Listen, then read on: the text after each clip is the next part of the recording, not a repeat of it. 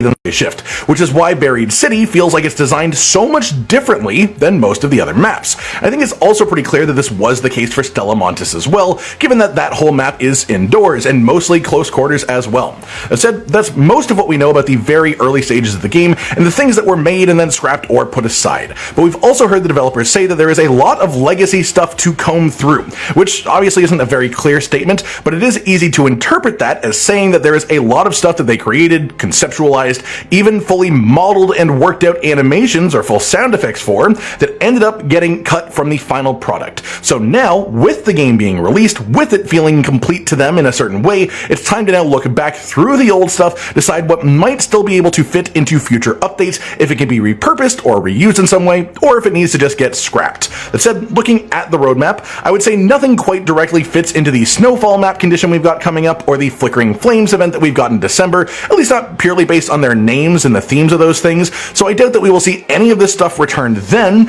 but we know that the roadmap for this game is going to be much longer than just lasting until December. This is just what we've been shown so far. So, going forward into 2026 and beyond, and while there's an argument that some smaller things could be added without being on a roadmap, the fact that the roadmap goes out of its way to mention both Matriarch and Shredder leads me to believe that they won't just release something like a new arc out of nowhere without some sort of pre-warning about it, either in the form of a full new map or a map event like the Matriarch is as well. But that said, looking forward to the future, the world is our oyster. We don't know what the plans are past these first 2 months of roadmap, so anything is possible, including bringing back previously cut content. So let's talk about how viable or interesting I think that could be for each of the major things. First I want to touch on are all movement based, and the first of those is vehicles. This was one of the more interesting things that I saw when looking into this stuff. I love the idea of it, I love the aesthetics of these vehicles especially, but I think that they were probably right to remove it. I could see some variation of this concept perhaps on a new map. It would probably need to be, like maybe they put in a weird pneumatic tube system that like the way that we enter raids to begin with, but as a way of traveling super quick from one end of the map to the other end of the map, like entrance on one side, exit on the other.